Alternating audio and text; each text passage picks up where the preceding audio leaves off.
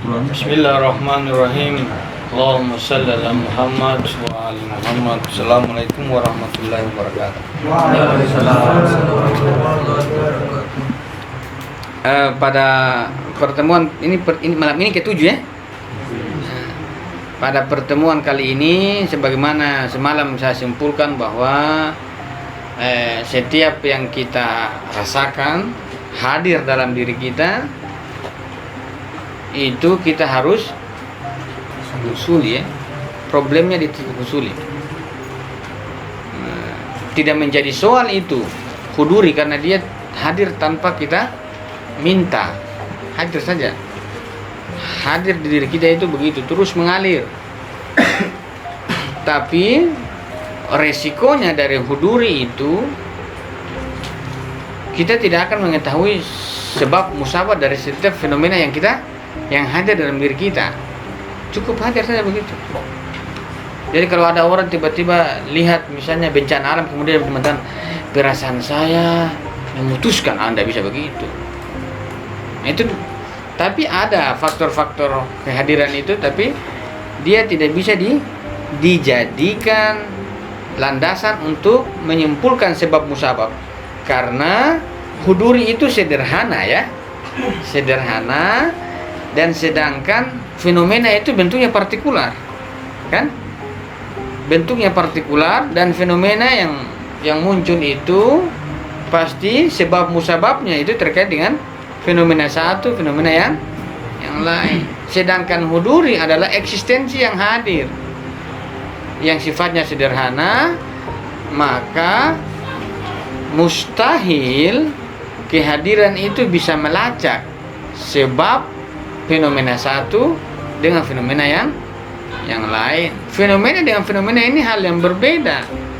Sedangkan kehadiran itu adalah sebuah eksistensi yang hadir dalam diri kita tanpa melihat bentuk fenomenanya. Hadir saja begitu.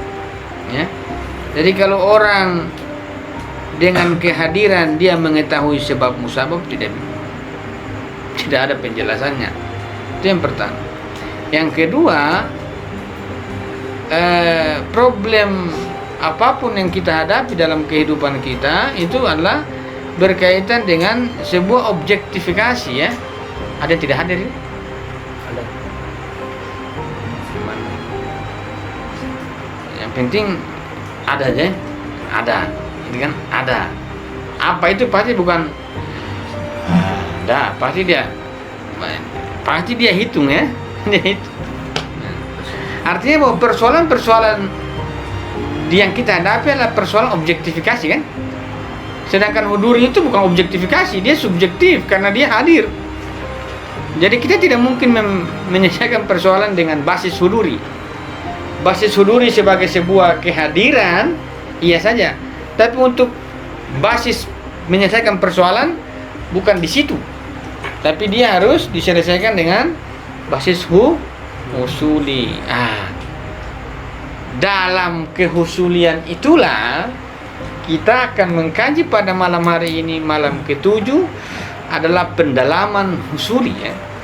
Sebagaimana saya sebutkan semalam, beberapa malam yang lalu, saya mengatakan bahwa ilmu husuli itu adalah ilmu yang diperantarai oleh konsep ya. Jadi kalau apa-apa saja yang hadir dalam diri kita kemudian kita pertanyai, berarti itu sudah menjadi sebuah husuli kan? Karena namanya konsep itu pasti husuli. Kalau eksistensi itu hadir kemudian saya mengetahui konsep tentang eksistensi, berarti sudah husuli kan? Karena dia sudah masuk di nalar kan? Itu yang pertama. Yang kedua, bahwa karakteristik husuli itu berkaitan tadi perantara konsep. Yang kedua adalah berkaitan dengan proposisi, argumentasi, atau dikatakan dengan tasdik. Tapi sebelum jauh dari itu, kita masuk pada kriteria pertama husuli. Ini perhatikan, ini husuli ya. Huduri kita anggap selesai walaupun ada pendalamannya.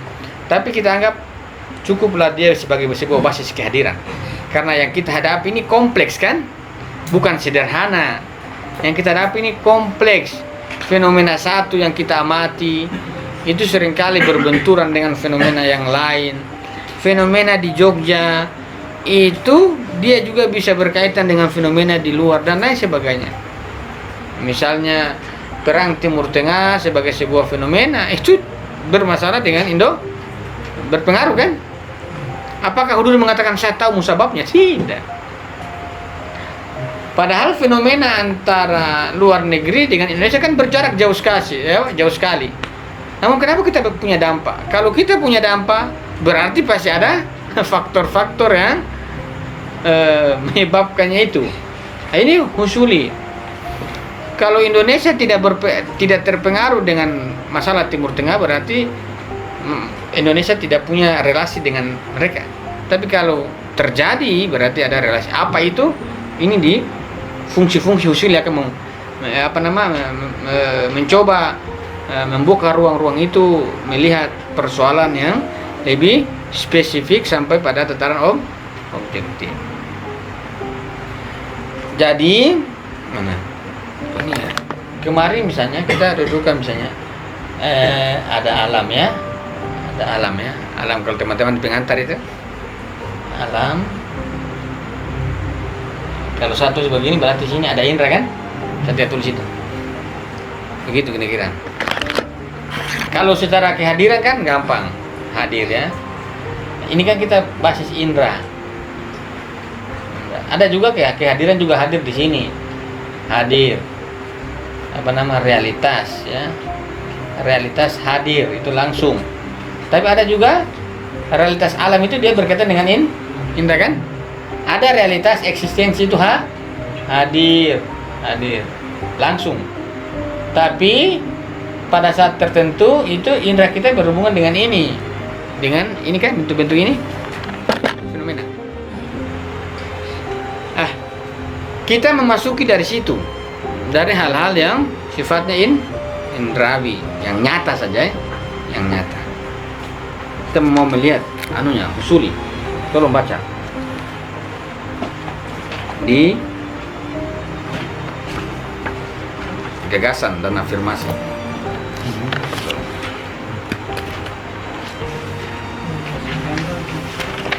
Baca saja. Ya, betul. Kebiasaan kalau kopian itu beda halaman. 14. Gagasan dan afirmasi.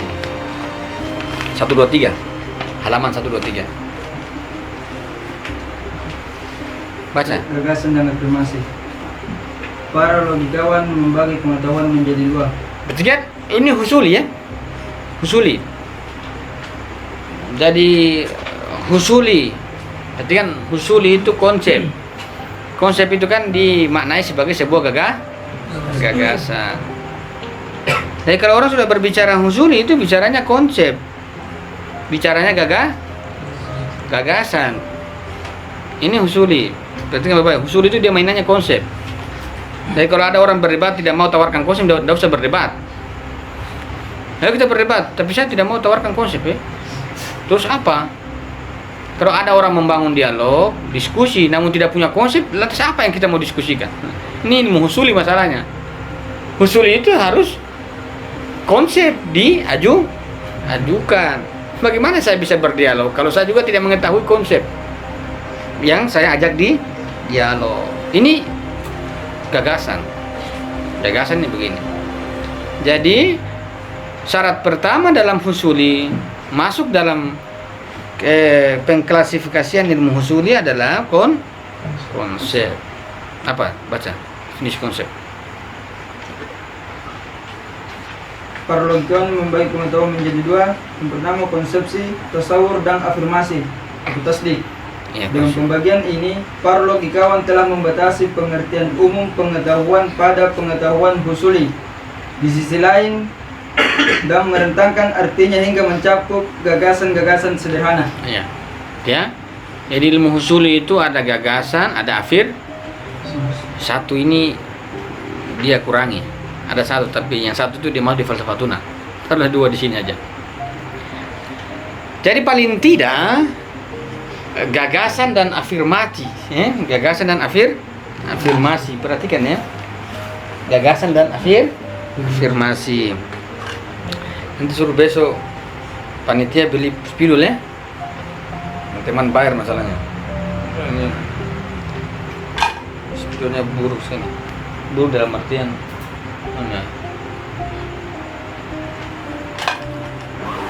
husuli. Bisa dibuat di grup kita spidol. Husuli ini ada gagasan. Katanya gagasan ya. Dan afirmasi. Malam ini saya dudukan ini. 1 jam setengah. Oke. Baca gagasan. Yang berapa tulis? Baca saja gagasan. Lanjut. Makna harfiah tasawur ialah membentuk citra atau to form an image atau memperoleh bentuk. Dalam istilah para logikawan, tasawur berarti gejala mental sederhana yang melukiskan sesuatu di luar dirinya, seperti gagasan Gunung Semeru dan konsep gunung. Oke. Jadi pertama itu konsep ya. Konsep. Terima kasih. Jadi yang dimaksud dengan konsep adalah gagasan. Perhatikan. Gagasan mental. Dia cuma gagasan saja. Dia sini mengatakan bahwa konsep itu adalah membentuk citra atau memperoleh bentuk ya, gejala mental sederhana yang melukiskan sesuatu di luar dirinya ya, konsep. Jadi mental yang ada di diri kita itu kita lukiskan gambarannya itu adalah gambaran terkait dengan sesuatu di luar diri kita. Sulit. Tapi sebenarnya juga ada gagasan dari dalam karena ada huduri kan. Tapi saya tidak bahas yang itu. Yang bahas yang di luar ini. Saya seringkali di luar masalah. Jadi gagasan itu berarti kan husuli. Gagasan itu salah satunya sifatnya adalah membentuk citra. Membentuk citra. Citra itu adalah gambaran dari luar. Gambaran terhadap sesuatu realitas yang di luar dirinya. Misalnya contoh, ini konsepsi. Kalau orang mengatakan bahwa dia ini tukang fitnah, maka tugas kita adalah mengkonsepsi. Jangan kemudian menambah-nambah ya. Iya betul itu dia tukang fitnah. Kejam sekali itu fitnah itu. Jangan. Tugas pertama kita adalah mengkonsepsi, membangun citra-citra di mental kita terkait realitas yang ada di luar diri kita. Apapun itu fenomena. Jadi kalau hari ini misalnya kita melihat sesuatu, maka sesuatu itu harus kita citrakan di pikiran. Sederhana ini namanya. Misalnya ada konsep gunung. Gunung itu adalah konsepsi gambaran mental terhadap realitas gunung. Sederhana. Gunung itu adalah konsep sederhana. Kalau kita mau menambah lagi bahwa gunung emas itu adalah konsep sederhana yang ditumpu pada gunung kan? Jadi konsep-konsep di dalam diri kita itu adalah penumpukan konsep sederhana.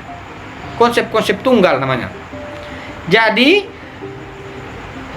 tugas pertama kita dalam husuli adalah mengkonsepsi, mentasawur namanya. Kesalahan kita dalam mentasawur, maka kesalahan kita dalam afirmasi. Kesalahan kita dalam mentasawur maka bisa menyebabkan kita dalam kesalahan kita dalam jatuh pada sebuah kesalahan afirmasi. Ada misalnya kalau orang mengatakan, wahai si fulan, kamu pergi di Malioboro dulu. Oke, siap, saya laksanakan. Dia harus tanya, untuk apa saya ke Malioboro? Di Malioboro saya ngapain saja? Itu namanya mentasawur. Bukan karena kita itu hamba yang taat, oke, saya siap laksanakan, tanpa tahu apa yang mau disuruh. Nanti ada sebuah kesalahan. Pengetahuan husuli itu yang dikatakan bahwa dia seringkali terjadi kesalahan karena kita tidak melewati proses tasawur. Tasawur. Sehingga apa orang bilang, kita bilang lain. Itu kan. Jadi antara realitas dan ide kita itu tidak sesuai ya. Realitasnya apa, kita konsepnya apa. Makanya seringkali dikatakan bahwa sebuah kesalahan kenirgalatan husuli itu karena apa? Karena kita tidak mentasawur secara terbaik. Itu salah satu poin kenirgalatan husuli ya, nirgalat. Nirgalat itu jatuh pada konsepsi. Kalau kemarin saya mengatakan tapi seringkali memang kenirgalatan itu di situ, bahwa realitas apa kita tidak mengkonsepsikannya, sehingga kita tidak bisa menemukan apa yang kita konsepsikan dengan realitas itu sepadan. Makanya dalam ilmu usuli, tugas pokok kita adalah menggambarkan semua realitas yang ada. Gambarkan saja. Orang bicara, misalnya contoh orang mengatakan, wahai fulan, kamu harus ambil jurusan ini. Jangan, gambarkan saja. Jangan, oke, saya laksanakan. Jangan begitu. Gambarkan saja. Membangun gambaran terhadap orang ini. Kamu mau ambil, kalau sebaiknya saya sarankan ambil jurusan matematika. Kenapa harus matematika? Memangnya matematika dengan saya itu pengaruhnya di mana? Apakah tidak ada jurusan yang lain dan harus matematika? Ini mentasawur namanya. Dalam ilmu tasawur itu belum ada yang disebut dengan benar salah. Cuma menggambarkan saja. Belum ada bilang, oh ini salah, tidak. Gambarkan saja, ya. Gambarkan saja. Jadi kalau ada orang menginformasikan sesuatu, maka sesuatu itu digambarkan. Oh ini, misalnya apa? Yang sekarang kasus sama contoh. Misalnya yang kerajaan di Ponorogo itu, ya? Orang sudah mengatakan apa? Sekarang kalau di media itu seringkali orang di media itu sekarang sudah bukan hanya menunjukkan fakta, langsung mengafirmasi. Jadi kita kemudian apa? Kita kemudian menangkap afirmasi orang, tidak usah kita tanggap faktanya. Maka kita perlu dalam mengkonsepsikan, kita perlu membedakan ini afirmasi orang atau tidak. Karena ketika kita menangkap afirmasi orang, kemungkinan besar kita akan jatuh pada kenirgalatan. Orang bilang apa, kita libas. Betul itu, betul. Orang bilang kalau kas panas-panas itu, kas panas-panas supaya tambah panas kan. Nah, begini. Nah. Jadi seringkali kita melihat dalam kehidupan kita kan, bahwa orang itu sebenarnya dia punya niat menyampaikan data, menyampaikan informasi, tapi sebenarnya bentuknya afirmasi. Dan seringkali kita mengambil afirmasi tanpa mengembalikan dia pada porsi konsepnya, sehingga kita terjebak pada afirmasi mereka. Yang mereka buat, kemudian kita masuk pada afirmasi mereka, sehingga kita juga termakan oleh sebuah proposisi yang diwacanakan. Nah, ini kemudian terjadi sebuah kenirgalatan. Teman-teman lihat media apa, CNN misalnya. Memang dia berpihak sama CNN. Atau sekarang ya, buku yang dibedah itu. Ada teman saya, dia komen. Saya komentar yang itu, yang sedekah infak itu. Dia masuk. Dia mengatakan ini saya jangan-jangan yang ini yang dikasih pamflet membahas apa tuh sekutu Iran, Amerika dan Israel. Panas ya, kita lihat begitu ya. Kurang ajar ini, jangan panas-panas begitu. Wih, harus diapresiasi, bagus juga ini buku ini. Itu juga melacak. Atau sekarang itu buku yang hot di mahasiswa itu menjerat Gus Dur. Siapa yang tidak panas kalau baca itu? Wah, kurang ajar ini. Kalau apalagi teman-teman NU ya, secara emosional ya, kurang ajar ini. Ini kurang ajar. Kejam ini. Jangan dulu. Itu namanya afirmasi, kan? Oh, itu tambah panas nanti itu. Nanti kita kasih panas-panas sudah jadi chaos. Itu panas. Wih, kalau orang mau mengkonsepsikan, wih, kenapa bisa begini? Kenapa dia bilang menjerat? Ada apa di dalam ini sampai dia menyimpulkan ini? Kita membuka itu bab-bab yang awal. Jangan kurang ajar. Memang ini orang-orang dalam ini kurang ajar. Jangan begitu, itu namanya menangkap afirmasi kemudian ditambah afirmasinya lagi. Pasti kan gap itu antara realita dengan ya sudah teman-teman ragu tiap hari.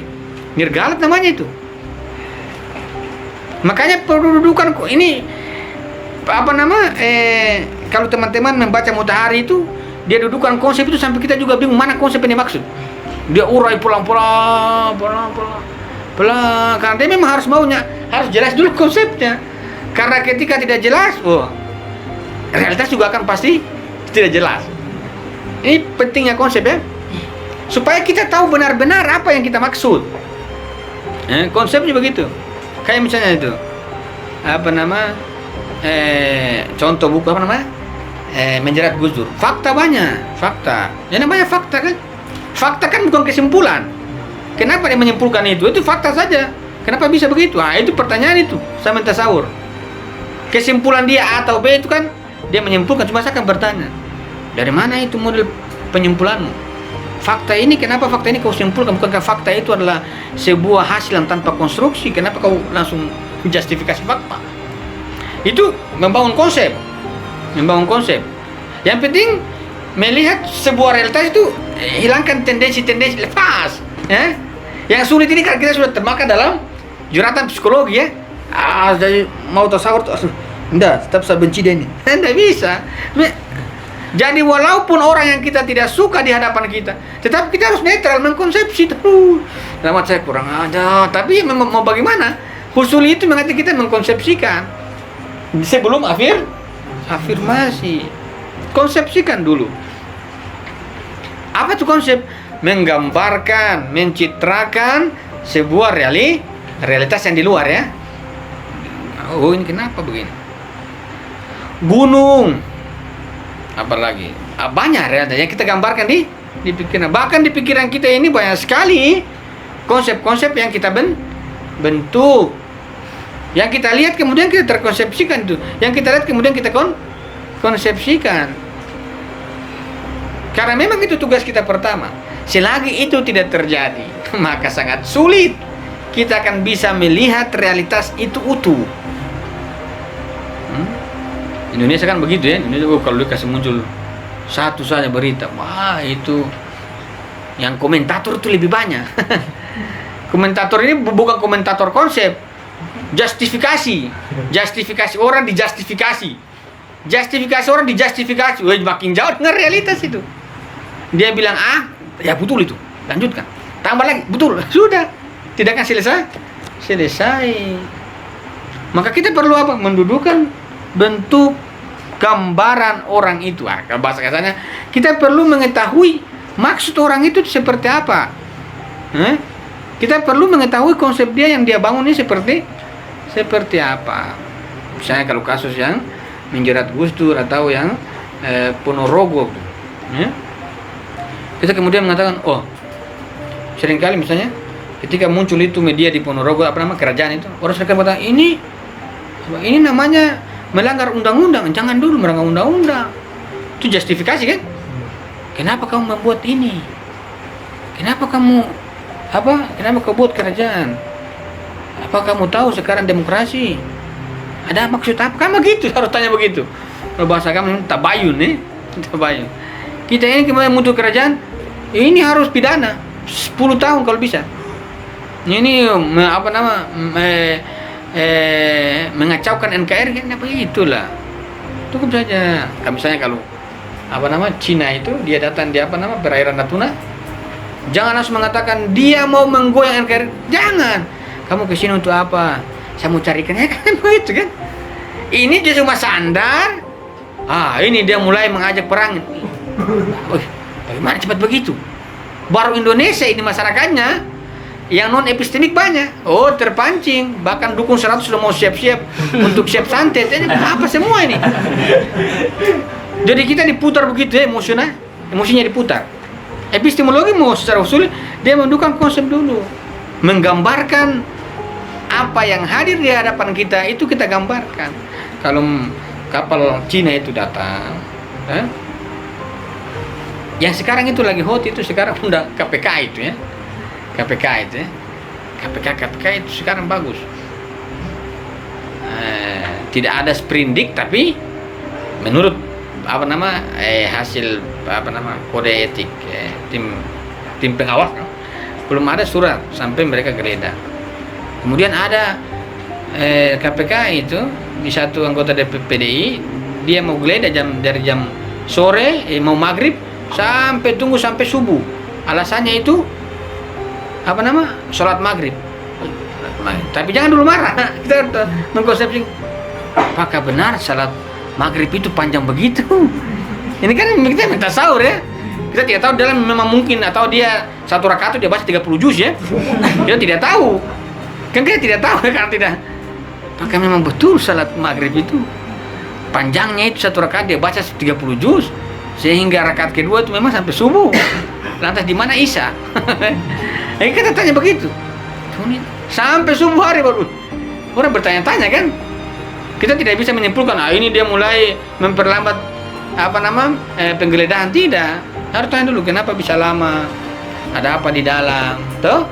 Ada apa? Kenapa di dalam begitu lama? Apakah maghrib langsung Isya, langsung tahajud, langsung witir, kemudian subuh dan zikirnya banyak? Kan kita perlu membentuk gambaran kan? Kita membentuk gambaran terhadap fakta-fakta yang kita lihat. Mencitrakan saja gunung. Jangan dulu bilang apa-apa gunung. Kalau ada mantan kita lewat, mantan. Gitu saja. Jangan bilang dia sudah, jangan. Jadi kalau misalnya ada teman-teman lewat, berarti ada teman-teman punya pacar misalnya, boncengan dengan laki-laki lain. Aduh, dia selingkuh. Jangan dulu. Kenapa dia bisa naik dengan orang lain? Dia kenapa ya? Apakah orang itu temannya? Itu kan perlu tuh. Siapa laki-laki itu? Jangan kejar kiri. Kamu selingkuh. Tidak bisa begitu. Konsepsinya begini. Nah, berdua kemudian kita kejar. Jangan. Tinggal aja dikabarin. Tadi itu siapa? Siapa namanya? Kenapa bisa begitu? Kan tanya aja begitu. Supaya apa? Supaya mengetahui dulu persoalan kan? Konsep itu mendudukkan persoalan. Supaya jelas. Jadi kalau Ali Syariati dalam buku sosiologi mengatakan Al-Quran itu dianggap sebagai sebuah informasi saja. Sebuah informasi. Jadi orang apa? Orang semua harus mengkonsepsikan itu kan. Kalau Al-Quran di satu sisi tentu kita sebagai umat Islam mengatakan itu kitab suci. Tidak ada yang bantai itu Tapi kalau kita keluarkan dari ilmu usul dia sebagai informasi. Agar apa? Agar diakses oleh semua orang manusia. Kalau kita hanya batasi dia sebagai kitab suci, kita tidak keluarkan dia sebagai sebuah informasi yang bisa dilacak, maka nanti terbatas hanya untuk kita. Kemarin misalnya kasus Ahok misalnya orang mengatakan begini, yang teman-teman yang religius sekali ini, kita juga takut religius sekali, teman-teman kanan mengatakan begini, Ahok itu kan apa haknya untuk menafsir Al-Quran? Kita akan bertanya, memangnya Al-Quran untuk siapa? Untuk seluruh semesta, bukannya untuk umat Islam. Nah, kita berudukan itu. Kenapa harus dibatasi sama umat Islam? Yang ini Al-Quran kan untuk semua, rahmatan lil alamin. Hatta batu pun untuk dia, bukan hanya untuk umat. Apalagi dikhususkan pada teman-teman yang religius. Dan untuk semua berhak menafsir. Jadi tidak bisa dibatasi. Ketika dibatasi bahwa hanya untuk umat Islam, berarti kita menurunkan rahmatan di dalamnya Al-Quran kan? Nah, itu namanya mengkonsepsi, membangun. Agar apa yang dia maksud dengan kita itu harus dudukan dulu. Makanya kalau kata Ibnu Sina, orang mau berdiskusi itu kita harus tahu memang istilah-istilah kunci yang dia bawa. Jangan dia bilang ini, kita bilang ini, terus apa nih maksudnya? Sudah bingung. Terakhir, ujung-ujungnya berakhir dan masing-masing menyimpulkan. Tidak ada hasil diskusi. Kembalikan ke masing-masing ya. Jadi mudah-mudahan ambil pelajaran masing-masing. Tidak bisa begitu. Ini konsepsi. Jadi apapun dan bagaimanapun, dalam keadaan apapun, tugas kita pertama adalah konsep. Membangun citra terhadap realitas di luar diri kita. Baik yang kita dengar, baik yang kita amati, baik semua itu semua kita harus perlu membentuk gambaran terkait sesuatu itu. Gagasan ya. Jadi kalau misalnya ada yang tidur, kita jangan bilang, oh kamu malas, jangan dulu. Kenapa dia bisa tidur ya? Kau tahu dia punya dia punya cara belajar begitu kan? Kayak Gus Dur kan, almarhum. Kalau orang jelaskan dia begini, tidur, tapi sebentar setelah dia bangun itu dia bisa menjelaskan apa yang dari awal orang bicara sampai akhir itu dia bisa jelaskan ulang. Nah itu kan. Jadi siapa tahu sini ada yang begitu.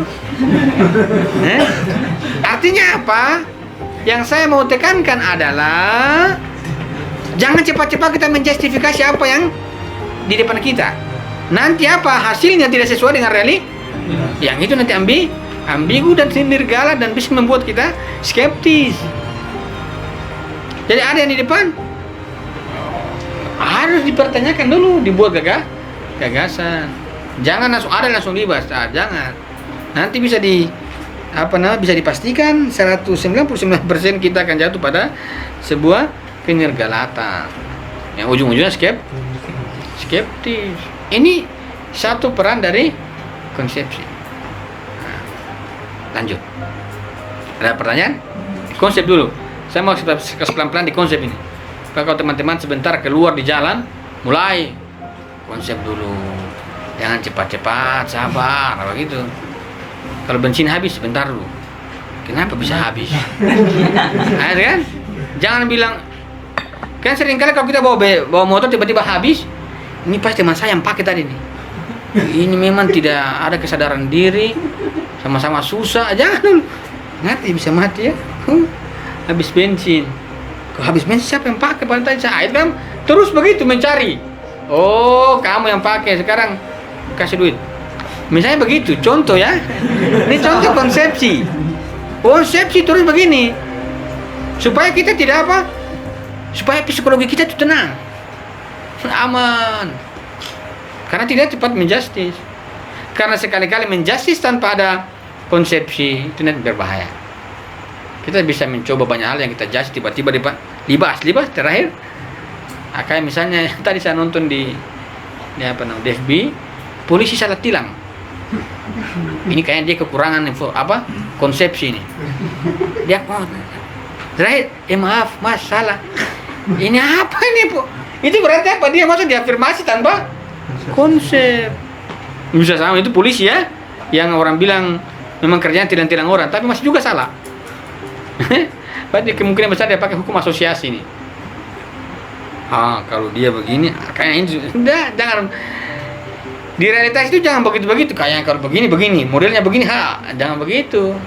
Jangan meniscayakan di alam ini. Kita harus membangun semua tasawurnya. Jadi kalau membaca buku itu membaca tasawurnya orang, jangan tasdik langsung. Yang ada teman-teman tidak paham buku. Biasa saja ini. Ya, bagaimana teman-teman bilang biasa sedangkan konsepnya di sini juga teman-teman tidak baca. Ada orang itu baca buku cuma cari kata-kata penting dan kutip. Jangan. Ini mentasawur ya. Mengkonsepsikan buku, membangun gambaran mental misalnya. Jadi kalau misalnya teman-teman membaca Ayatul Taqi Misbah dalam tataran gagasan, teman-teman harus memposisikan sebagai Taqi Misbah. Itu namanya konsep. Supaya kalau mencari gagasan juga gagasannya jangan tambah-tambah gagasan orang. Itu namanya bid'ah. Bid'ah di filsafat juga ada bid'ah, menambah-nambah sesuatu yang tidak ada kemudian ditambah dari luar, disebut bid'ah. Kayak agama juga kan bid'ah banyak. Ini juga ada bid'ah konsep. Ya bid'ah begini nanti kita ragu. Kalau di agama bilang masuk neraka, ini tidak masuk neraka, ragu. Jadi awal masuk neraka itu pasti ragu, kemudian dia mulai hilang batas-batas moral, sudah jatuh pada hal dan baik dan buruk, dia tabrak sendiri. Ini kira-kira konsepsi ini begini. Jadi begini. Woi, Vivo ya. Kenapa dia beli Kenapa dia beli HP ini? Padahal ada juga ini. Jangan bilang, kayaknya dia tidak ada duit. Jangan. Jangan. Kenapa dia bisa beli ini? Kenapa ada juga yang ini? Kenapa dia beli yang lain? Kenapa yang ini? Itu namanya memang membangun gambaran. Detail. Harus detail. Tidak bisa setengah-setengah, harus detail memang. Kalau tidak detail gambaran kita, konsep kita, kemungkinan juga bisa berisiko pada sebuah justifikasi. Lanjut. Ada pertanyaan langsung aja. Makna harfiah tasdik ialah memutuskan benar atau membenarkan dan mengakui. Oke. Sedangkan afirmasi itu. Kalau di konsep itu belum memutuskan ini. Dia belum memutuskan, masih biasa saja. Ya cuma begitu aja. Ini belum ada yang disebut dengan memutuskan. Gunung saja begitu. Tapi kalau afirmasi, ini dia sudah berbicara apa tadi? Memutuskan keyakinan. Memutuskan atau sudah ada keyakinan. Misalnya gunung itu indah. Dia mulai begitu. Jadi yang dia afirmasi apa? Yang dia afirmasi adalah konsep. Afirmasinya itu. Kalau teman-teman tidak ada konsep, teman-teman afirmasi apa? Misalnya sekarang kita boleh berbeda pendapat dengan istri almarhum Gus Dur ya tentang jilbab, tapi tidak masalah namanya. Tapi kita perlu kita lihat kalau dia sudah mengatakan, bukan, saya baca di mana itu yang grup yang emosi itu. Saya senang sekali masuk di grup-grup yang emosi. Karena lihat mereka punya apa namanya? Justifikasi tanpa ada dasar. Ada satu orang saya kurang tahu siapa itu nih. Dia mengatakan, karena Quraisy mengatakan apa? Profesor Quraisy mengatakan jilbab itu wajib, tapi dia tidak wajibkan bagi anak-anaknya. Artinya bahwa kesadaran untuk menggunakan jilbab itu kan diserahkan kepada anak-anaknya. Tapi bagi dia itu lebih baik kalau pakai. Tiba-tiba, masuk itu religius masuk. Dia mengatakan, ini namanya ulama-ulama akhir zaman yang menyesatkan kita. Bagaimana kok menyesatkan? Padahal konsepnya di atas itu. Saya bilang wajib, lebih baik pakai. Tapi kalau tidak pakai kan itu tergantung dengan kesadaran itu. Nanti berarti saya sudah terlepas. Ini ulama yang menyesatkan kita. Al-Quran sudah bilang wajib, ya wajib. Wah, pakai apa itu? Padahal afirmasi itu adalah afirmasi konsep. Afirmasi Al-Quran. Memangnya konsepmu itu Al-Quran. Konsep itu gambaran di pikiran kita yang kita buat sendiri. Al-Quran bilang begini loh. Al-Quran bilang wajib. Kita akan bertanya dalam konsep. Al-Quran bilang wajib. Wajib menurut Al-Quran apa? Coba kemudian dia pakai Al-Quran untuk menjustis. Jilbab itu wajib. Al-Quran bilang wajib. Wah, Al-Quran bilang wajib. Kita akan bertanya, Al-Quran bilang wajib itu apa? Apa makna wajib dalam Al-Quran? Apa wajib menurut Al-Quran itu apa? Wajibnya Al-Quran itu apa? Kalau dia bilang itu kan, padahal konsep kan akan begitu. Akan dia bilang menurut Al-Quran, dia akan membangun konsep lagi. Membangun konsep akan selalu konsep. Kayak Felix Sau kan, baru 2 bulan pesantren kilat, kafirkan Quraisy. Sah-sah saja ya, tapi bagaimana bisa ini? Rekor mana yang buat tafsir, mana yang tidak? Tiba-tiba, inilah Indonesia. Afirmasi itu yang dia afirmasi ini. Kalau tanpa ini teman-teman mau afirmasi apa? Karena afirmasi itu adalah memutuskan sesuatu yang dikonsepsikan. Gunung dalam pikiran saya sebagai sebuah konsepsi. Pada afirmasi saya mengatakan ini gunung yang bagus. Gunung apa nama? Di Malang itu apa namanya? Semeru itu tinggi. Gunung Bromo itu pernah melihat. Itu namanya mengafirmasi. Mengafirmasi ya. Jadi yang dia afirmasi adalah konsep dia pada sebuah kenyataan yang ada. Jadi kalau teman-teman kita ada orang yang kita sayang misalnya lewat boncengan orang lain, diafirmasi, berdasarkan konsepsi kamu baik-baik saja, kamu setia. Ada konsep, ada konsepsi. Kalau tidak ada konsep karena afirmasi itu adalah memutuskan ini dalam bentuk proposisi kan? Proposisi. Ini sudah berbentuk proposisi. Proposisi. Kalau ini belum ada proposisinya, namanya gambaran. Nanti pasti saya bahas di proposisi selanjutnya. Tapi malam. Tapi saya ini dua perlu diingat. Coba kita melihat yang dimaksud dengan afirmasi. Lanjut.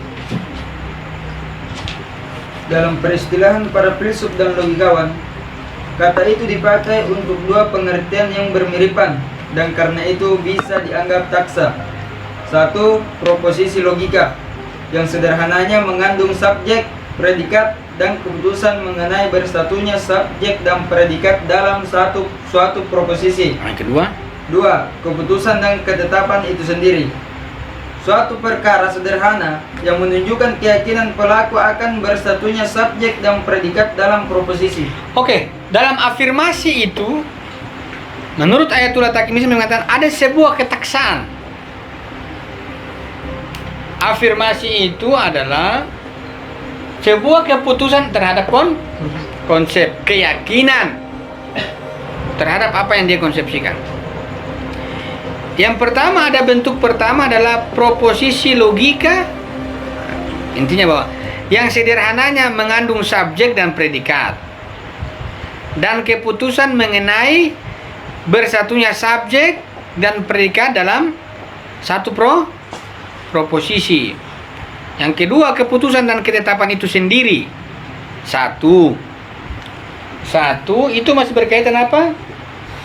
Subjek dan predikat.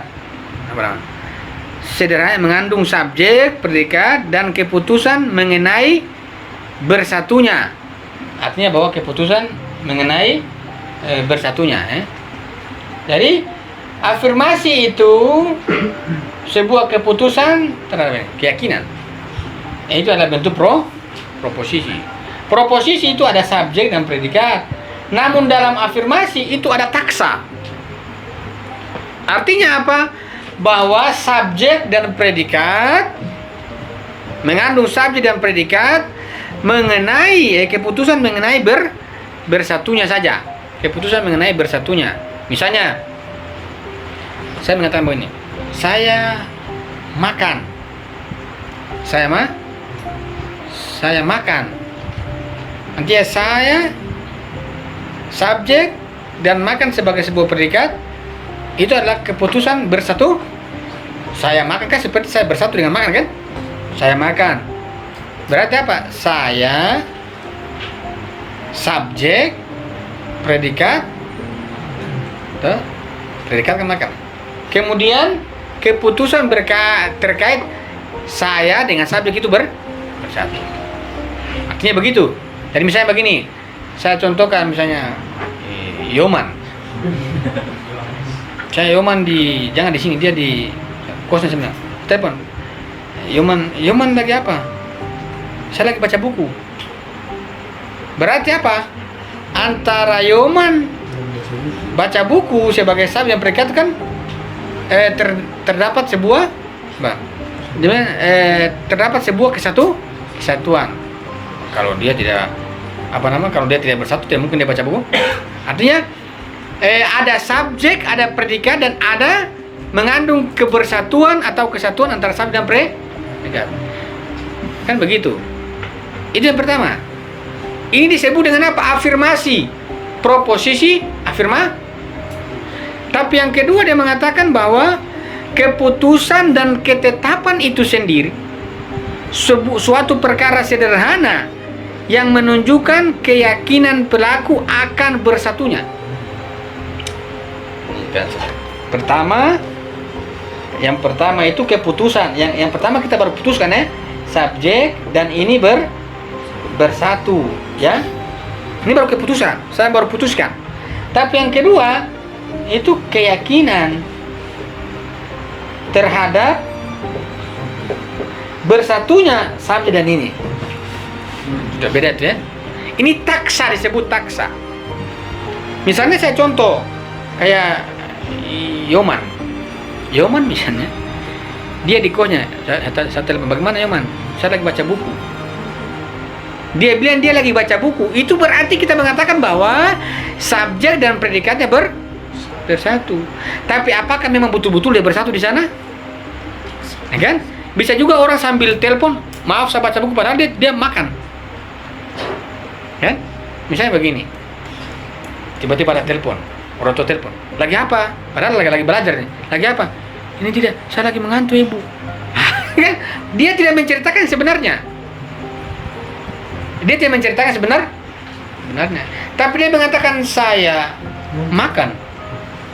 Saya makan ini kan adalah subjek predikat, keputusan terkait subjek dan predikat terhadap dia mengatakan bahwa subjek dan predikat keputusan terkait bersatunya subjek dan masih keputusan ya. Keputusan. Saya makan, bukan keputusan. Saya makan. Tapi belum tentu makan itu.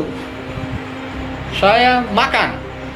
Ini kan namanya ini disebut dengan kebersatuan, menyatunya keputusan terhadap bersatunya subjek dan sebab keputusan. Tapi kalau yang kedua itu adalah keyakinan terhadap keputusan bersatunya subjek dan predikat. Yang satu itu belum ada keyakinan, sedangkan afirmasi itu adalah sebuah keyakinan terhadap keputusannya. Misalnya keyakinan ya, keyakinan. Jadi kalau yang satunya kita masih mengatakan saya makan ini kan kita analisis bahwa dia makan. Artinya bahwa sebuah keputusan bersatunya subjek dan tapi apakah kita yakin bahwa itu memang benar-benar terjadi? Belum tentu itu. Belum tentu. Banyak orang di atas tempat tidur dia bilang dia makan, padahal dia bermain. Ya kan? Tapi kita menangkap proposisi itu adalah proposisi keputusan terhadap bersatunya subjek dan ini disebut dengan apa? Proposisi afirmasi, bukan afirmasi.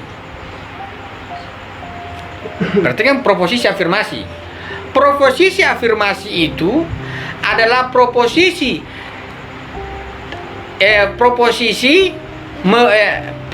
yang terkait sebuah keputusan subjek dan bersatunya subjek dan predikat. Ini proposisi afirmasi namanya. Tapi kalau afirmasi itu sendiri adalah sebuah proposisi yang menunjukkan keyakinan akan keputusan itu. Berarti sudah yakin ya? Bisa dipahami tidak? Kalau ada misalnya begini, misalnya teman-teman lihat saya, kemudian saya mengatakan saya baca buku, padahal saya tidak baca buku nih. Saya baca buku. Saya mengatakan saya baca buku. Saya sebagai subjek, predikat itu sebagai buku. Ketika saya mengatakan saya baca buku, itu kan teman-teman akan mengatakan ada sebuah kesatuan antara subjek dan sebuah keputusan antara subjek dan keputusan ya. Keputusan bersatunya subjek dan predikat. Namun apakah keputusan itu benar atau tidak? Tidak. Dia di luar itu. Yang penting keputusan subjek dan predikat bersatu. Tapi tidak sama pada tingkat keyakinan. Kalau sampai pada tingkat keyakinan, betul-betul memang saya baca buku. Nah, begitu kira-kira. Itu yang disebut dengan taksa. Makanya kita harus membedakan orang dalam menjustifikasi itu dalam dua proposisi ini. Satu proposisi yang punya subjek dan predikat, yang menunjukkan hanya sebuah keputusan, yang itu tidak bernilai yakin. Yang kedua bernilai sebuah keyakinan. Ini yang disebut dengan afirmasi, itu yang kedua. Kalau saya mengatakan, apakah teman-teman bertuhan? Teman-teman bilang apa? Bertuhan. Itu kan hanya sebuah proposisi afirmasi, bukan sebuah keyakinan akan sebuah keyakinan terhadap kebersatuan subjek dan predikat. Kalau keyakinan, saya baca buku ya, saya pegang buku begini. Tapi kalau saya proposisi keputusan, saya baca buku. Saya baca buku. Nah, kan kita bisa menangkap bahwa ini subjek predikat bersatu dalam keputusannya.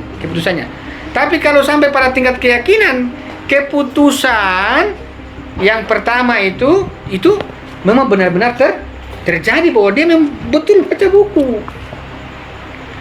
Teman-teman bilang teman-teman itu bertuhan, salah saya juga tidak. Teman-teman bertuhan, masuk ruang kajian juga tidak ambil air wudhu. Ya, teman-teman bilang teman-teman bertuhan, proposisi afirmasinya iya, tapi sebagai afirmasi sendiri itu tidak. Nah ini, kira-kira kita perlu membedakan ini orang menjustifikasi yang mana. Ada kala orang menjustifikasi sesuatu tidak meyakinkan, karena dia masuk pada sebuah keputusan proposisi afirmasi, bukan afirmasi itu sendiri. Ini kita perlu membedakan. Kalau memang sudah sampai pada proposisi kalau sudah sampai pada afirmasi, itu orang dia bilang A itu meyakinkan, betul ini ya. Kalau dia bilang menurut saya kamu begini, kamu belum meyakinkan sekali, kamu kayaknya tidak begitu. Artinya apa? Pasti di sini yang sampai pada tingkat keyakinan terhadap bersatunya subjek dan predikat, pasti ada pembuktian, terbukti itu. Kalau misalnya saya tanya, Yoman, lagi apa? Tidak, saya lagi santai-santai saja. Atau saya lagi duduk padahal dia lagi berdiri. Atau misalnya seringkali kan begitu, orang tua kita telepon misalnya tanggal tua, Assalamualaikum, bagaimana kabar? Saya krisis mama. Krisis, padahal itu dia masih kenyang. Saya krisis. Ini kan namanya sebuah sebuah proposisi afirmasi yang mengandung keputusan bersatunya subjek dan predikat. Tapi tidak dengan sebuah keyakinan akan bersatunya subjek dan predikat. Pada proposisi awal itu orang bisa ragukan, dan orang bisa masih ragu. Karena banyak hal yang kita bilang, saya makan, saya tidak makan. Saya tidur padahal saya telepon orang. Saya pergi ATM padahal saya pergi main food.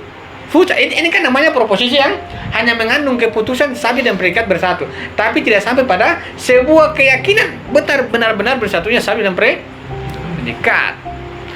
Afirmasi itu keyakinan terhadap keputusan. Keyakinan ya. Jadi bersatu, kalau kita mengatakan sebuah keputusan bersatunya subjek dan predikat, itu belum tentu bersatu. Tapi kalau dia mengatakan keyakinan bersatunya subjek dan predikat, itu pasti terjadi. Terjadi itu antara subjek dan predikat itu memang betul-betul terjadi. Kalau misalnya begini, saya baca buku, ini kan namanya proposisi yang masih dalam tingkat keputusan terhadap bersatunya subjek dan predikat. Tapi kalau saya sudah pegang-pegang buku dan baca-baca, ini berarti benar-benar terbukti bahwa keyakinan subjek dan predikat itu terjadi. Begitu. Itu yang disebut dengan afirmasi. Saya mengatakan saya adalah umat Tuhan. Apakah terjadi itu afirmasi bahwa kamu dengan Tuhan itu memang ada hubungan yang nyata yang terjadi? Kalau tidak, ini yang dikatakan dengan apa? Ketaksaan. Seringkali kita tidak bisa membedakan proposisi ini, kita bisa jatuh pada sebuah keraguan. Ada konsep kita ragu, ada juga afirmasi juga ragu lagi. Ketika tidak sampai pada sebuah keyakinan akan bersatunya subjek dan predikat. Kalau hanya keputusan bersatunya subjek dan predikat, masih pada tingkat keraguan. Saya agama Islam, besok-besok, aduh belum nih, saya belum, berarti belum sampai pada afirmasi, masih baru dalam penyusunan proposisi afirmasi, kan begitu ya. Ini afirmasi ya, afirmasi. Jadi kalau teman-teman sudah berargumen, usahakan argumen itu argumen afirmasi.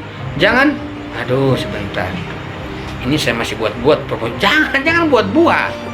Yang meyakinkan, kalau teman-teman sampaikan itu akurat dan orang tidak bisa, iya, meyakinkan.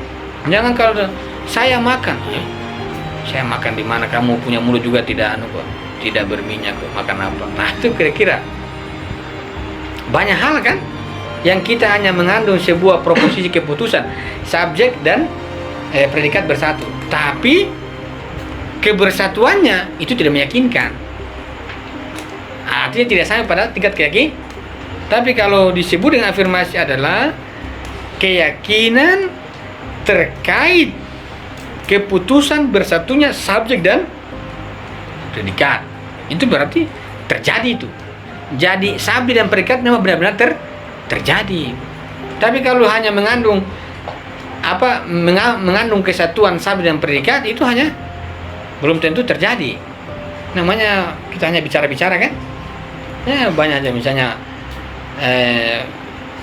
kita begini, contoh misalnya ada, seringkali kita lakukan itu, ada orang telepon kita sambil isap rokok, karena kita juga malas. Misalnya ada yang mau ajak jalan, ayo kita jalan, karena kita juga malas jalan. Maaf, saya lagi baca buku, saya sibuk, padahal itu cuma isap rokok di situ tempat. Ini disebut apa? Proposisi afirmasi, di mana itu hanya terkait keputusan bersatunya subjek dan tidak sampai pada keyakinan. Jadi orang yang bicara juga tidak yakin akan yang dia bicarakan, itu maksudnya. Tapi kalau dia sudah sampai bahwa keyakinan bersatunya subjek dan itu yakin. Misalnya saya baca buku dan benar-benar dia baca buku, itu berarti yakin. Ini saya baca buku, yang dia juga tidak yakin bahwa itu terjadi. Tapi dia mengatakan saya baca buku, itu kan sebuah proposisi, ada subjek, ada predikat, dan itu keputusan bersatunya itu ada. Tapi apakah ini sampai pada tingkat keyakinan? Tidak. Kalau keyakinan bersatunya berarti dia sudah terjadi antara dia dengan itu, memang benar-benar terjadi. Kalau tidak terjadi, itu berarti disebut dengan hanya mengandung nilai keputusan saja. Dia tidak mengandung sebuah nilai realitas. Makanya wajar ada orang bicara A, tapi nanti pada buktinya dia tindakannya C. Kan ada kan? Assalamualaikum, bersedekah ya. Dia tidak pernah sedekah. Jangan korupsi, ya. Terakhir dia korupsi. Ini kan proposisi yang dia bangun adalah proposisi yang hanya mengandung nilai keputusan terhadap bersatunya subjek predikat, tapi tidak sampai pada keyakinan bersatunya subjek dan predikat. Kira begitu. Ada pertanyaan? Jam 10 lewat ya. Baru 2 ini, belum habis paragraf. Tapi tidak masalah. Jadi kalau teman-teman buka FB, ini afirmasi mana ini? Ini masih afirmasi atau dia hanya buat-buat sendiri nih? Lagian saya toh tidak meyakinkan. Misalnya ada teman saya, dia mengatakan, narasumbernya mengatakan bahwa Iran dan Amerika itu bersekongkol, dan Amerika membantu Iran menumbangkan rejim Saddam Hussein. Saya mengatakan, tunjukkan saja mana buktinya. Karena tidak meyakinkan itu. Tunjukkan. Kalau dia mengatakan, saya baca buku jam sekian, itu kan meyakinkan sekali itu. Kan meyakinkan sekali itu. Kalau saya baca buku, itu tidak meyakinkan itu. Tapi memang ada subjek, ada predikat terhadap keputusan bersatunya subjek dan tapi itu tidak meyakinkan karena tidak terjadi itu. Tapi kalau terjadi itu yang dia bilang, itu sampai pada tingkat keyakinan dia itu. Jadi kalau orang sudah yakin terjadi. Saya makan, itu langsung dia makan. Bukan saya makan, sebentar dulu. Saya makan apa tidak ya? Kalau kamu sudah bilang makan, ya makan. Jangan saya makan. Saya klarifikasi dulu. Itu belum sampai. Kalau dia sudah bilang saya makan, itu pasti makan. Kalau belum berarti belum sampai pada proposisi atau belum sampai pada sebuah afirmasi. Banyak hal yang kita bicarakan kita tidak bertindak kan? Masih dalam itu disebut dengan proposisi afirmasi. Masih dalam sebuah predikat keputusan terhadap bersatunya Sabd dan apakah itu salah? Tidak masalah, itu namanya proses begitu. Tapi kalau sampai pada tingkat keyakinan itu, kalau kau bilang saya makan, langsung makan. Bukan saya makan, kemudian 5 menit saya klarifikasi, mohon maaf, saya tidak jadi makan. Tapi makan. Kira-kira begitu, contoh-contoh kasusnya begitu. Saya mau rokok, ya masuk rokok, tidak pernah putus. Disebut dengan sebuah kepastian tingkat tinggi begitu. Sampai kalau di Iran kan revolusi tembakau kan, orang-orang yang biasa merokok jadi revolusi kan. Indonesia tidak, makin banyak merokok tidak ada revolusi, ya ada revolusi kesehatan. Ini kira-kira apa? Artinya bahwa kita merokok juga tidak sampai pada keputusan afirmasi, hanya proposisi. Enak, begitu, tidak bisa begitu. Ini kira-kira, makanya dikatakan taksa, ambigu. Yang mana dikatakan afirmasi itu? Yang dikatakan afirmasi terjadi sabd dan predikat memang benar-benar terjadi kebersatuannya. Kalau hanya keputusan bersatunya mah bukan afirmasinya, tapi sebagai sebuah proposisi, iya, proposisi afirmasi. Tapi kalau afirmasi sendiri itu harus sampai pada sebuah keyakinan terhadap keputusan bersatunya sabd dan bersatunya, ya. Kira-kira begitu. Terima kasih. Assalamualaikum warahmatullahi wabarakatuh.